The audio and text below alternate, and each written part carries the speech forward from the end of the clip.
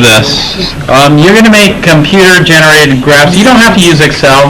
You could use any data analysis graphing software package that you want. Excel is very powerful, but it turns out there are more powerful options out there. But we'll use Excel because it's readily available here on campus. So I want to analyze somebody's data for the hot and cold water. So somebody read me their data, and we're going to enter it in.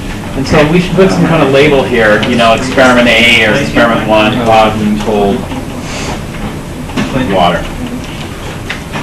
All right, the first thing we'll do is we're going to put in time, and the units were minutes.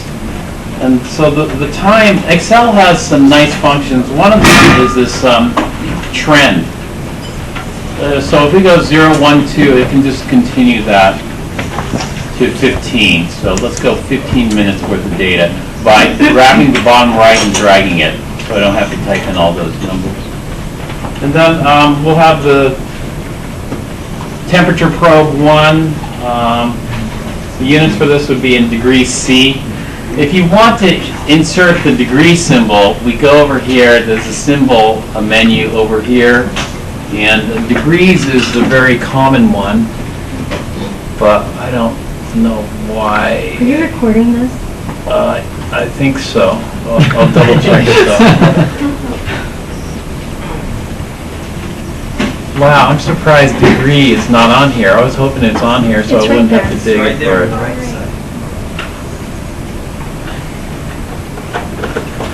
Degree C. Oops.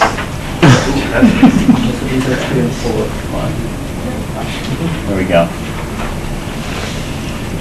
And you know what? I'm just going to copy this over here, and then not have to include that. Except this will be probe 2. Oops. We want to do that. Let's change that to probe 1. And then probe 2. Okay. All right, so somebody read off the temperature for probe 1 for me. 22.8 degrees Celsius. 22.8. All the way to 5. 22.8. All right, 22.8. It's all the way to 5. So what I'm going to do is I'm just going to copy and paste it down. Okay. How about 6? At 6 we have nothing. We didn't. Nothing. 6 was in air, basically. Well, it's the time that we mixed it, so we Okay. didn't. All right. How about 7? Well, we put the cold into the hot, so it'd be 44. Okay, so this is the cold water. All right, let's go to probe 2. 73. 71.4. 69.8. 68.5. 67.1. And that one's blank. And then 44. 5 at 5 minutes. You don't have any temperature. No, we started at 60 seconds. Oh, do you have a time 0?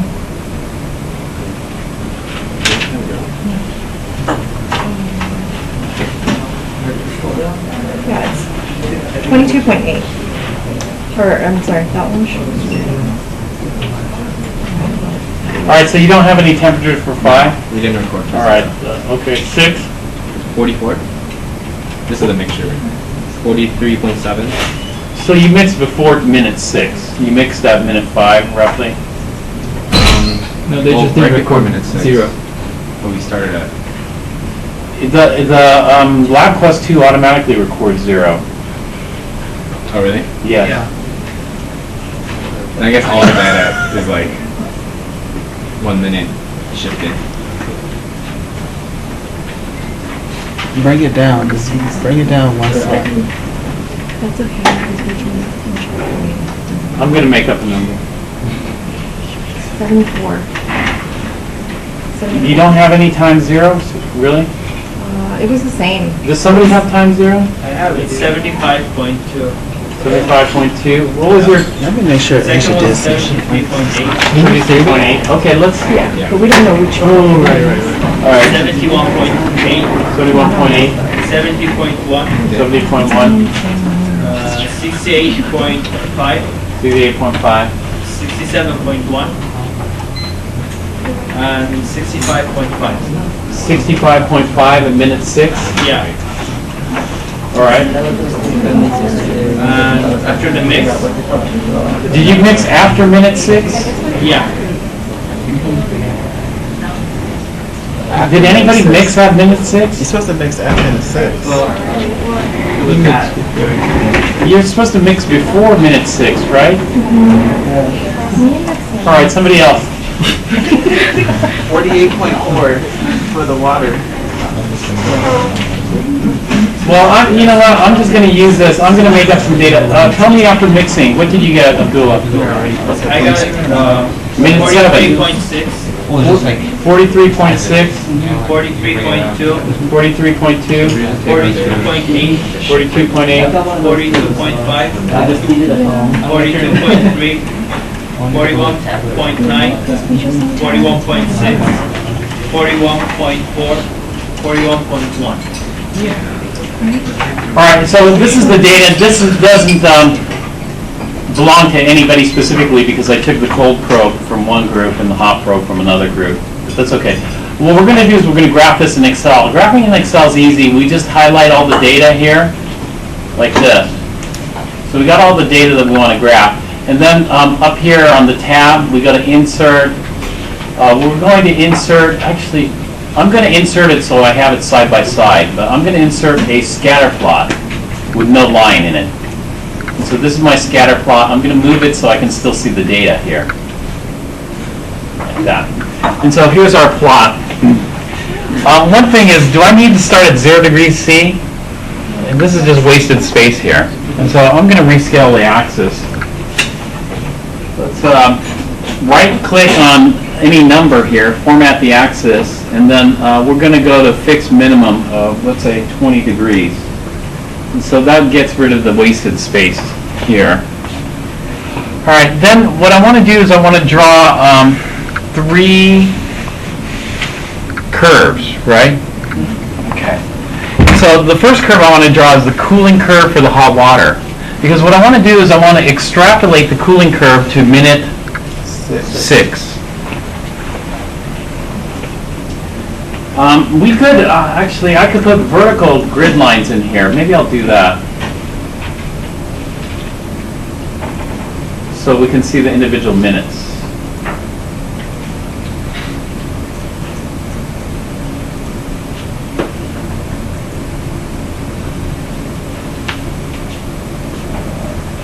Up there.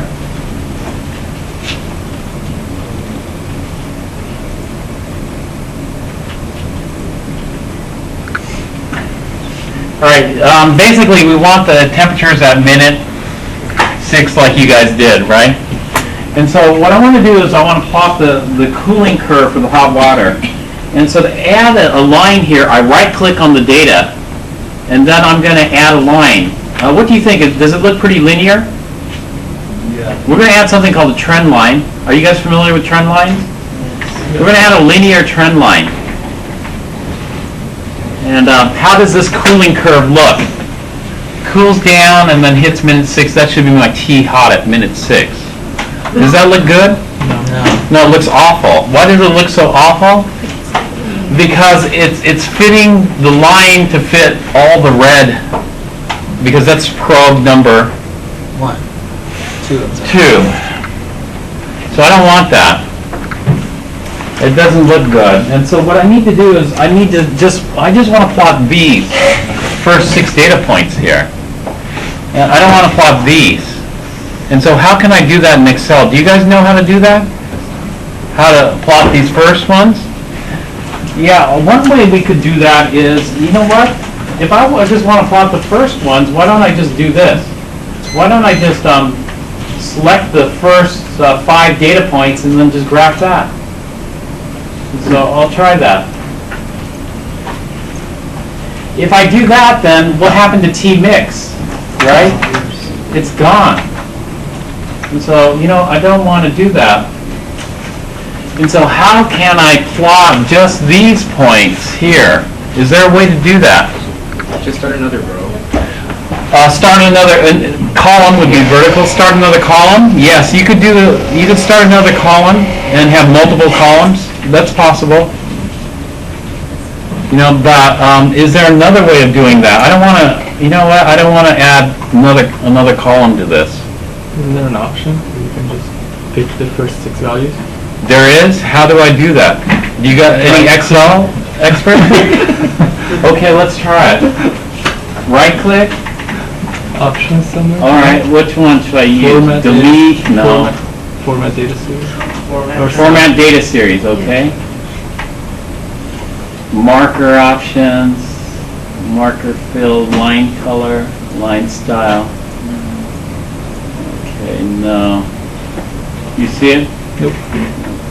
Then select data, Select data. Yes. first 6, Okay. What should I do here? series 1. Series 1, And then click the first 6 on the right side. then click the first 6 on the right side. Isn't that?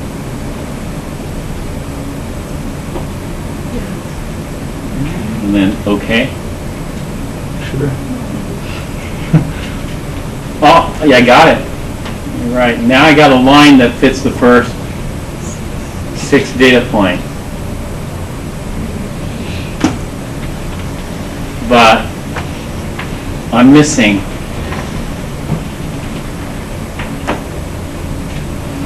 the T mix, temperature mix. So let's try that again.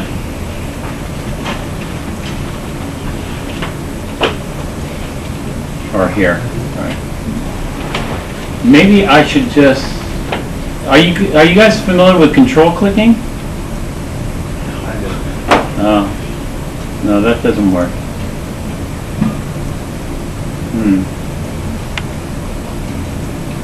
All right. So what do you guys suggest? Because I'm missing the T mix. I want the T mix out here. I don't see the T mix.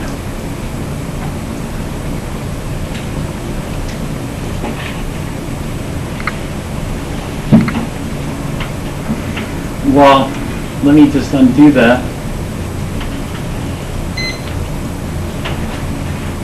And let's try to think of something else.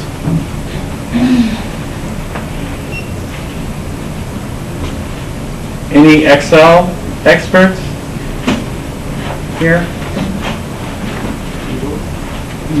YouTube. What time is it? Well, you know, YouTube? Yeah, actually you don't have to be an Excel expert. There are YouTube videos on this and tutorials. All you have to do is search Google. So if you ever get stuck, then just Google search it. There are plenty of tutorials. Lots of people do this. And they do it different ways. I was looking at some Google videos today. Some people suggest making extra columns. And just cutting and pasting or copying and pasting into different columns and then graphing it based on different columns. But we don't have to do that. Let me show you how to do this. The way we do this is this. We select data. But do you see series 1 is all the red dots? Series 2 is all the blue dots. What I'm going to make is, actually I'm going to leave these 2 series in here so you see the original data. But what I'm going to do is I'm going to add here. Do you see this add button? We add. And then I'm going to call this T-hot. How about that? T-hot. And so that's my new data series. And then I'm going to select the X values for that. The X values, I just want 0 to 5.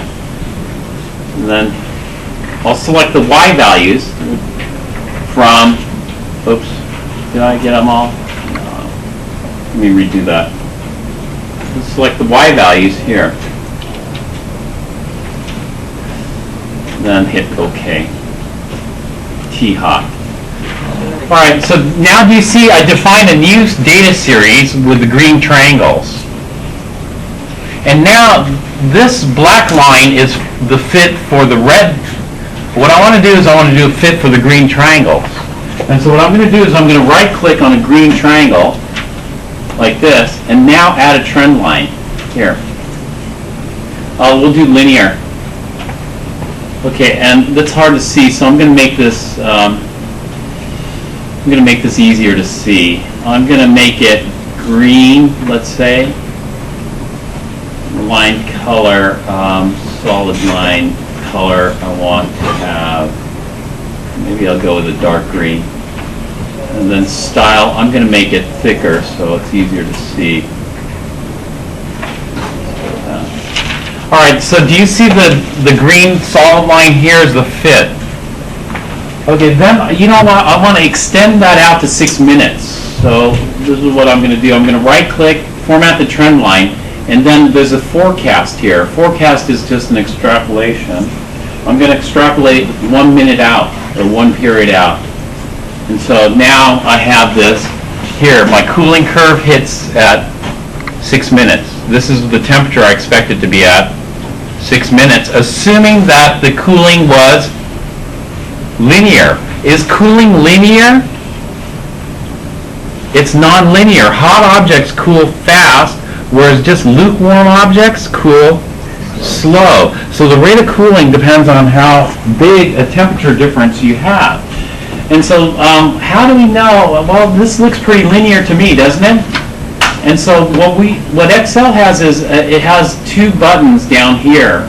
Actually, let me tell you what I'm doing here. I'm right-clicking on the trend line and going Format Trend Line. And then I want to click these 2 bottom boxes here. Display Equation, Display R² value, and close that. Let's move this over so we can see it. Basically, this is the equation of the line. Y is the temperature in degrees C. So temperature in degrees C is equal to minus 1.66, the slope. X is the time plus the intercept. Here. And then we have the R². The R² gives you a statistical fit. That is, how well does this green line up with the green triangles? If it's a perfect match, my R² comes out to 1 exactly. If it deviates, then it comes out off. And so we use the R² to tell us how good the fit is. And so this gives us some options here. You know what I'm going to do? I'm going to say maybe it's not linear, so let's format the trend line, and I'm going to go exponential. Maybe it's an exponential decay. Take a look at what happened to my R² value. It went 0.998. What was it before? 7. Let's see what it was before.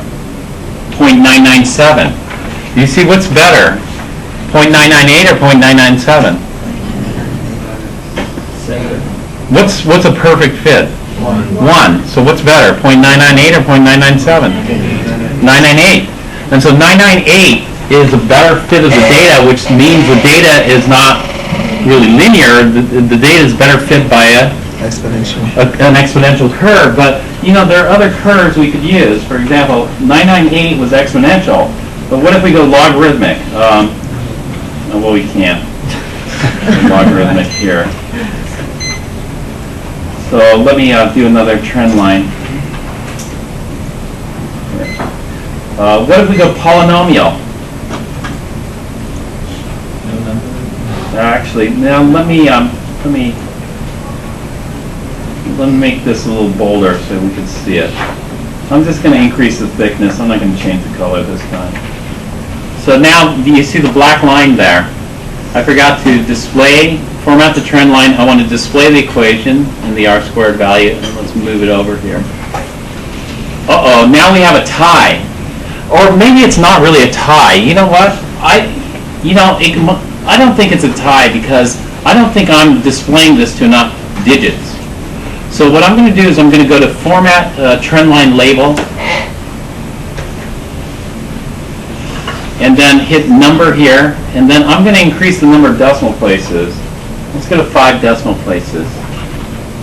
Right? And so let's take a look now. It's 99804 versus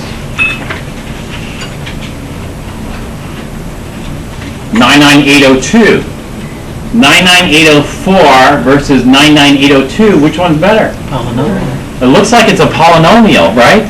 But then we have different options on the polynomial. Let's go to, this is called a second order polynomial. Let's go to third order polynomial. Wow. 999.7. Let's go to fourth order, fifth order, sixth order. Wow. Sixth order. We found it. right? Look at that, R squared is 1. But if anybody asks you about a polynomial fit, they'll say a polynomial fit is ridiculous. Why? Because, you know, the higher the order of the polynomial, the more you allow it to curve. And so when you look at it, it's like a snake, and the higher the order, the more ambidextrous the snake becomes, right? And it can wiggle. And so you can fit anything to a 6th order polynomial because it can just wiggle anywhere it wants to, right?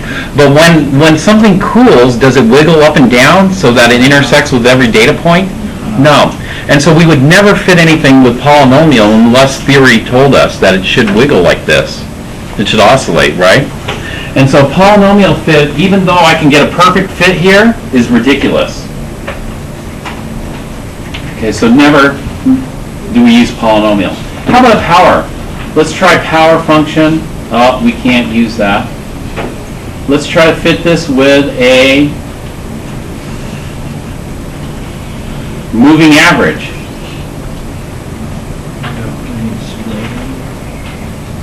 We can't. Do you know why we can't display it? Can you see the line? It's hard to see.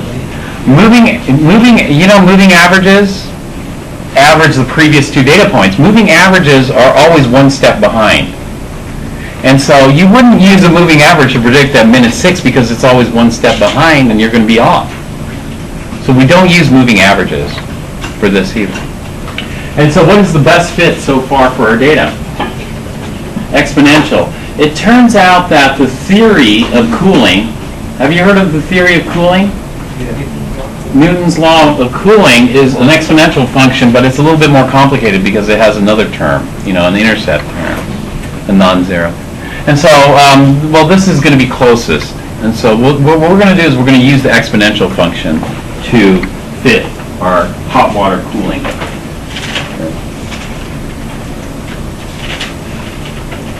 Why do I have 2 trend lines? Oh, I didn't get rid of the moving average. Let me get rid of the moving average. Do you see the moving average in there?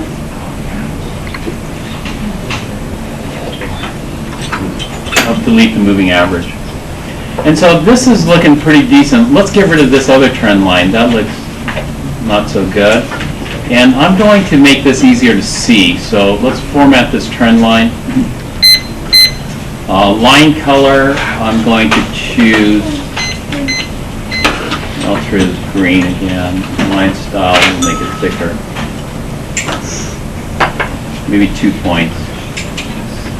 And then on the trend line option, I want to extrapolate it 1 minute out. And so there I have it. And so we need to know what this temperature is here, right? In order to determine this temperature, that's at minute 6. So we plug in x here, 6 minutes, right? 6, and then solve this to get y, which is the temperature. We could also add grid lines and do it, visually, but that's more work. Problem is the sig figs. I don't like round off error, and so I'm going to format trend line label and increase the number of decimal places so that I don't have any round off error. How many should we do? I don't know. I just did 6. This should be plenty. 5, 6, something like that. And so I did 6 decimal places. Now when I do 6, I'm going to do 6 times that. Right? Let's say, the default, you have to worry because sometimes the default is 2. So take a look at the exponent there. If I only had 2 decimals, look how much round off I get. Look at my R squared now. My R squared is 1.00. Is that real or is that round off? Fake. That's round off. And the same thing, now this is only 1 sig fig, so we want to minimize the round off error by making sure our equation's displaying enough digits by formatting the trend line label, hitting on number, and increasing the decimal places to something that's overkill. Oops, 60 is overkill. Do you want to punch that many numbers in your calculator? No. No. So let's get something reasonable. I'm sorry, I didn't. 30. That was only 30. Let's just do 6. How about 6? Is that reasonable? Yeah. Yeah. All right. So now we can get the temperature hot. and then compare it to your eyeball fit of the curve. Hopefully they're right on, because if they're right on, that tells you you are good at fitting these curves, right? You are really good if the temperatures come out the same. All right, now let's go to this one here.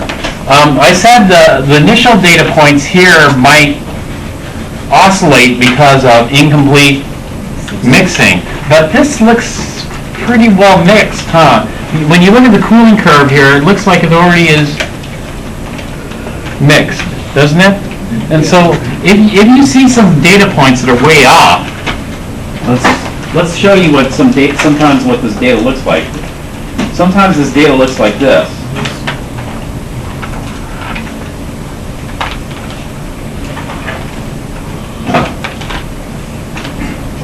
Do you want to fit these lines into your curve here? Necessarily? No.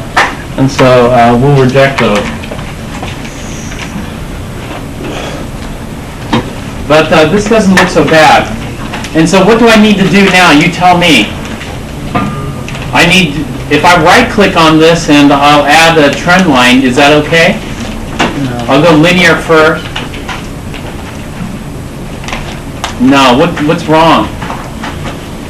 It's trying to fit all the red squares. I don't want all the red squares, right? And so what am I going to do? Assign circles. Assign different shapes. Well, in order to assign different shapes, I have to do something first. Make new series, good. How do I make new series? Right click. Right click. Add data label. Select data. Add. I'll call this T-mix. And then I'll select the X data. The X data is going to go from 7 minutes to 15.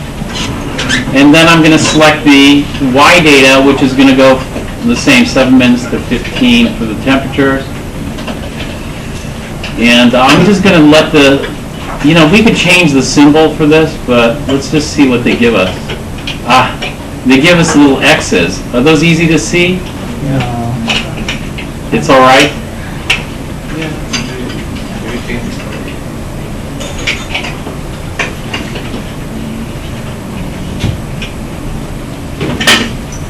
I didn't want to do that. Can you see those? Okay. The problem is you have to click it. You have to click the X and not the square. That's not that hard to do sometimes. The X's are just a little harder to click than the triangles. The triangles are really easy to click. And so let's see if I got it. Yeah, I did. So we go linear.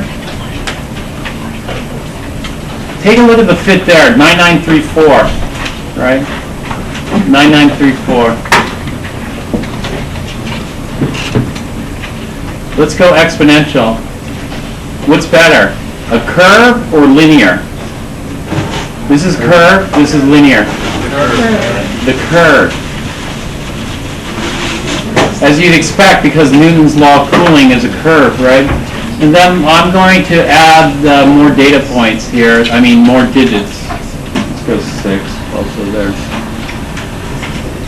All right, so what we need to do is we need to back extrapolate this 1 minute. I forgot to do that when the format window was up, so I'll do it again. I'm going to click on the trend line, format the trend line, and then backwards forecast 1 minute. And so it intersects, and then I want to make this a little easier to see. So I'm going to increase the, actually, let's go with the color. I'll change the color to maybe this orange and line style. Let's make these 2-point lines just to make them easier to see. Okay, there we go. All right, then finally we do this data set. If I do this data set, it looks like, right? It looks like I don't have to worry. There's no data over here, but I do have to worry. I have to worry because this is going all the way up to 15 minutes. I don't want it to go all the way out to 15 minutes. It should stop at 5 minutes. And so even though it looks like it's okay to go with this, I'm going to I'm going to define what? What am I going to do with this blue set of data? Well, you tell me. Let's get rid of this. It's hard to click sometimes on what you want to click on. I want to click on the trend line here, but I'm having, oh, there, I got it. Okay, so what do I do?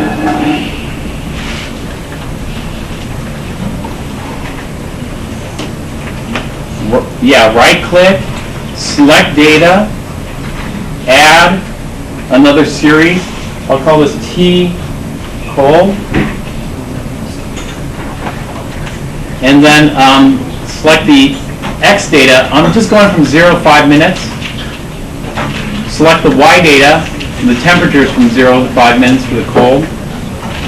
And that's it. Okay, this gives me these blue, do you see the blue X's on the top? So we're going to click on the blue X. Now we're going to add a trend line. Now the trend line stops at 5 minutes like it should. All right, now let's take a look at this. Ooh, R squared, not applicable. You know what, I'm going to format the trend line labels. Maybe I don't have enough digits here. I'm going to go to 6 digits and see. Did that help? No, didn't help. Maybe the fit is wrong, so I'm going to click on that. I'm going to format, oops, I didn't click on the trend line. This is a hard thing to click on.